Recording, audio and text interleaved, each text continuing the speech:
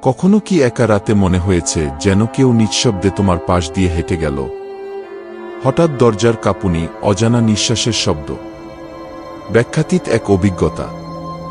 আজ আমি তোমায় নিয়ে চলেছি এমন 15টি ভয়ঙ্কর বাড়ির গল্পের পরবর্তী 5টিতে, যেখানে রাত ঘনালে জীবন্ত হয়ে ওঠে অতীতের আতঙ্ক। সাহস থাকলে এসো আমার সঙ্গে এই রোমাঞ্চকর যাত্রায়। ভিডিওটা ভালো লাগলে লাইক দাও, বন্ধুদের সঙ্গে শেয়ার করো, আর এমন ভয়ঙ্কর কন্টেন্ট পেতে সাবস্ক্রাইব করতে একদম ভুলবে না। তোমার একটা সাবস্ক্রাইবই আমাদের সাহস বাড়ায়।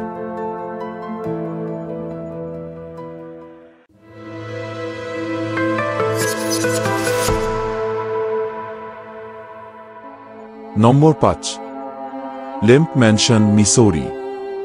চলো আজ তোমাকে নিয়ে যাই আমেরিকার সেন্ট লুইস, মিসৌরি শহরের এক ভয়ঙ্কর প্রাসাদে, যার দেয়ালের গায়ে শুধু বিলাসিতা নয়, লুকিয়ে আছে রক্তাক্ত ইতিহাস আর অব্যাখ্যিত আত্মহত্যার গল্প।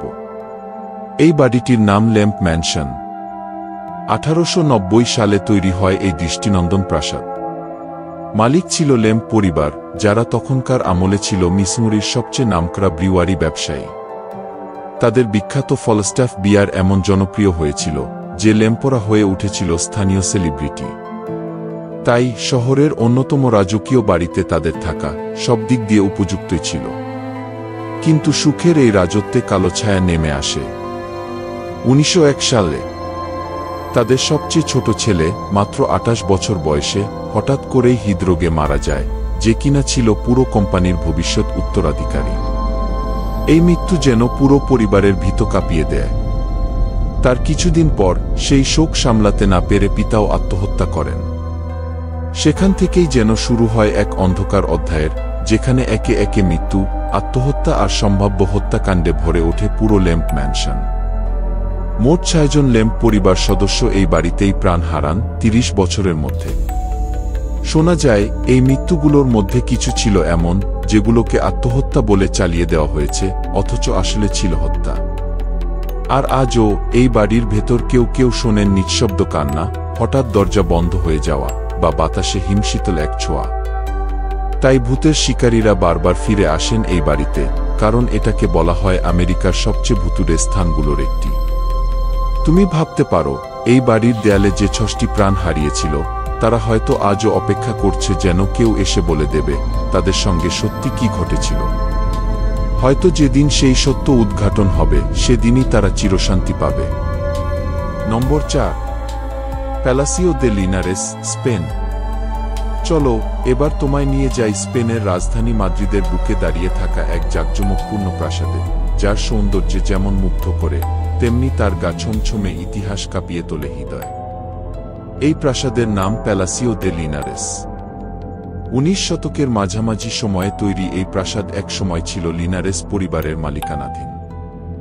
এখন অবশ্য এটি রূপ নিয়েছে ক্যাসা ডি আমেরিকা নামে এক সাংস্কৃতিক কেন্দ্রে, যেখানে উদযাপন করা হয় ল্যাটিন আমেরিকান চলচ্চিত্র ও শিল্পকলা। কিন্তু এই রূপান্তরের সময়েই একে একে উঠে আসে কিছু অদ্ভুত, অজানা রহস্য। প্রাসাদ সংস্কারের কাজ চলছিল। হঠাৎ করেই নির্মাণ শ্রমিকেরা অনুভব করতে শুরু করে কিছু অস্বাভাবিক ঘটনা।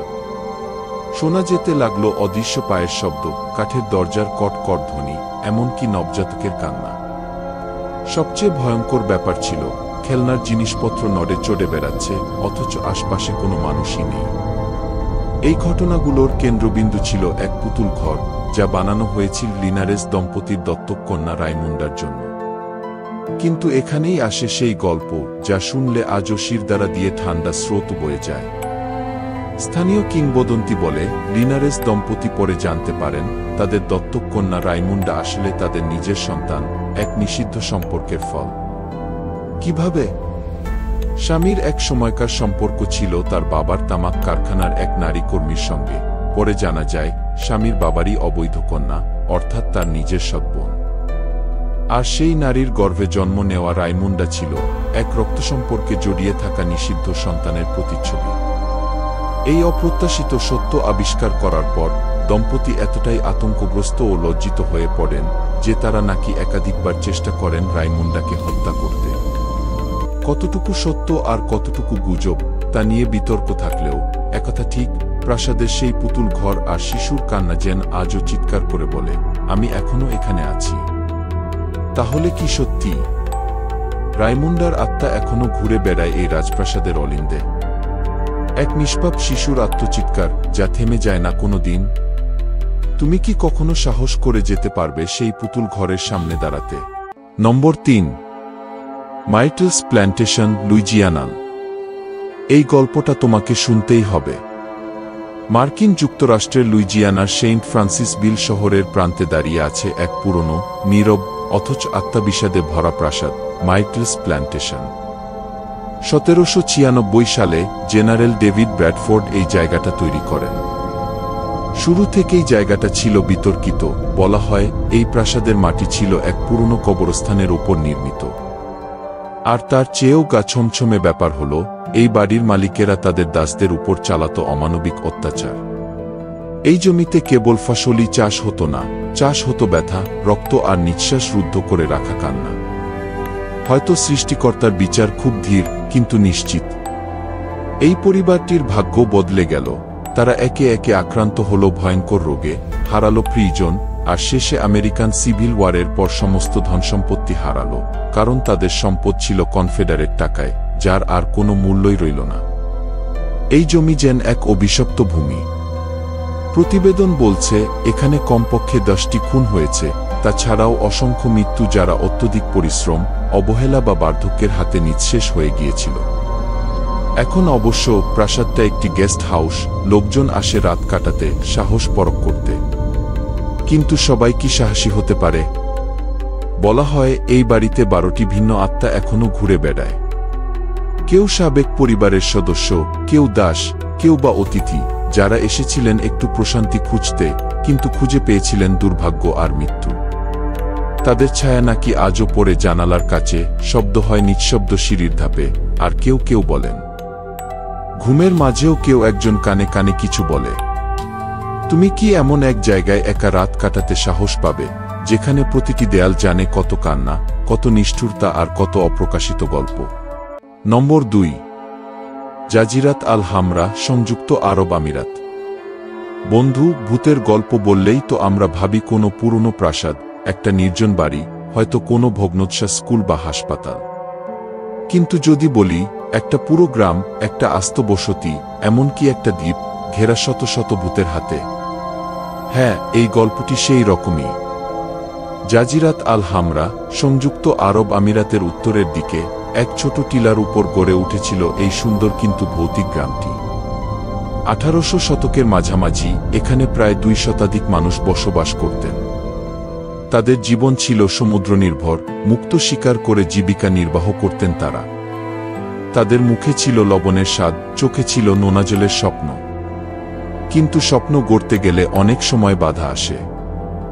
এই গ্রামবাসীরা ভিন্ন গোত্রের হওয়ায় আশপাশের শাসকদের সঙ্গে তাদের ছিল প্রতিনিয়ত বিরোধ। ফলে বারবার সেনাদের হাতে নিগৃহীত হন তারা। কারো বাড়ি পুড়ে যায়, কারো সন্তান হারিয়ে যায়, কেউ হারান স্ত্রী বা ভাই। এমন দিনও এসেছে যখন নিরীহ পরিবারগুলো রক্তাক্ত হয়ে পড়েছে সামান্য এক পায়ে হেঁটে চলার অপরাধে। এই অত্যাচারের ইতিহাসে ভরা জায়গাটিতে একসময় আর কেউ থাকতেই চায়নি। 1968 সালে প্রায় 2500 বাসিন্দা একযোগে সিদ্ধান্ত নেন এখানে আর নয়।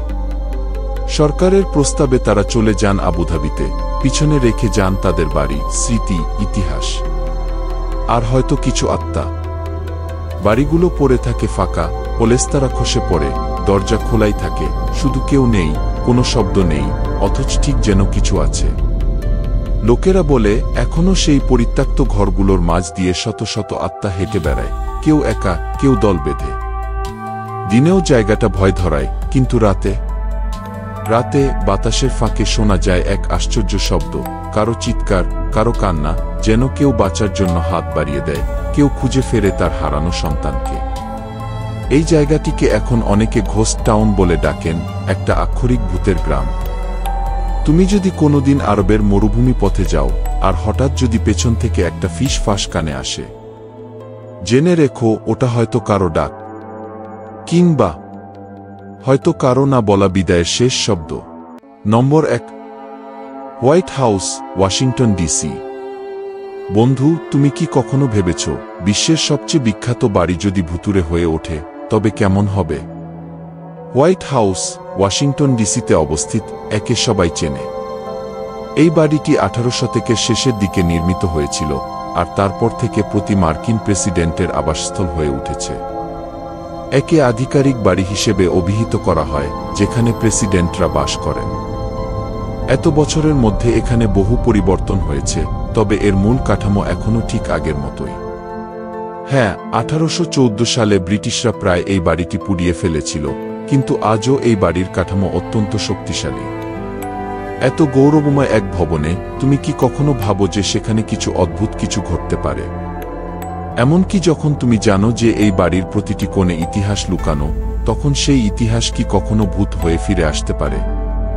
তবে এখানে যে ভূত সবচেয়ে বেশি দেখা যায় সে এক ট্র্যাজেডির শিকার নয়, বরং একজন পুরনো নিবেদিত বাসিন্দা, এব্রাহাম লিঙ্কন। 1869 সালে যখন লিঙ্কন মারা গিয়েছিলেন, তখন একটি ছবি তোলা হয়েছিল যেখানে তিনি তার স্ত্রীর পিছনে দাঁড়িয়ে আছেন, এবং এই ছবিটি এখন বিশ্বাস করা হয় যে এটি লিঙ্কনের ভূত। বছরের পর বছর বহু বুদ্ধিমান অতিথি যারা হোয়াইট হাউসে এসেছেন তারা বলেছেন যে তারা লিঙ্কনের ভূতকে দেখতে বা শুনতে পেয়েছেন। এই অতিথিদের মধ্যে ছিলেন president Truman, Theodore Roosevelt, Ronald Reagan এবং উইনস্টন চার্চিল, যারা একে একে লিঙ্কনের ছায়া দেখতে পেয়েছেন অথবা তার সঙ্গী হাঁটার আওয়াজ শুনেছেন, প্রায় হ্যাট ও টেইলস পরা এক দৃশ্য। প্রথম দেখাগুলি ছিল 1860-এর দশকে, আর শেষের দেখাগুলিও এসেছে 1980-এর দশক পর্যন্ত। তবে তুমি কি বিশ্বাস করো যে লিঙ্কনের ভূত এখন আর অতীতের যন্ত্রণা নিয়ে ফিরে আসে না? অথবা হয়তো সে এখনো কোনো উপযুক্ত অতিথির জন্য অপেক্ষা করছে যে তাকে কথা বলার সুযোগ দেবে? এত সব রহস্যময় জায়গার গল্প পড়ে নিশ্চয়ই তোমরা উত্তেজিত হয়ে উঠেছ, তাই না? এসব ভুতুড়ে স্থানের পেছনে লুকিয়ে থাকা অদ্ভুত ঘটনার মধ্যে এমন এক অদ্ভুত রহস্য আছে যা আমাদের কৌতূহল আরও বাড়িয়ে তোলে। ভূত, প্রেত আর পুরনো ইতিহাস, এই সব কিছু মিলিয়ে যেন এক দারুণ রহস্যের জগৎ। কিন্তু সবচেয়ে মজার ব্যাপার হলো, এসব গল্প শুধু ভয় সৃষ্টি করে না, এক ধরনের চরম কৌতূহলও জাগায়। হয়তো একদিন তোমার সঙ্গেও এমন কোনো ঘটনা ঘটবে, আর তুমি বুঝবে সত্যিই কি এসব গল্প মিথ্যে, নাকি কিছু অদৃশ্য রহস্য আমাদের চারপাশে ঘুরে বেড়াচ্ছে। ওহ, তুমি কি এখনো এসব ভয়ঙ্কর রহস্যের গল্পে ডুবে আছো? নিশ্চয়ই মনে হচ্ছে এখনো কিছু না কিছু লুকানো আছে যা কখনোই জানানো হয়নি। এসব জায়গায় কি ঘটেছিল, কেন এসব ভূত ফিরে ফিরে আসছে, তা জানতে কি তোমারও আর তর সইছে না?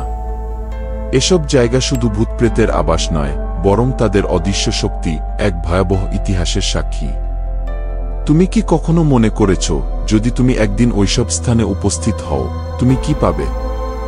কি জানি, হয়তো একদিন সেই ভয়ানক দৃশ্য তোমার সামনে এসে দাঁড়িয়ে যাবে, আর তখন তোমার সামনে কেবল রহস্য আর রহস্য। তাহলে যদি তোমারও মনে হয় এসব গল্প শুনে তুমি আরও বেশি জানতে চাও, যদি তোমারও মনে হয় তুমি এই রহস্যগুলো নিজের চোখে দেখতে চাও, তো সাবস্ক্রাইব করো আমাদের চ্যানেল। আর হ্যাঁ, তোমার বন্ধুদেরকেও বলো যেন তারা তাদের সাহসী মন নিয়ে এই রহস্যময় জগতের সঙ্গে পরিচিত হতে পারে। এখনই লাইক এবং শেয়ার করো, আর দেখো পরবর্তী রোমাঞ্চকর গল্পের জন্য কি অপেক্ষা করছে।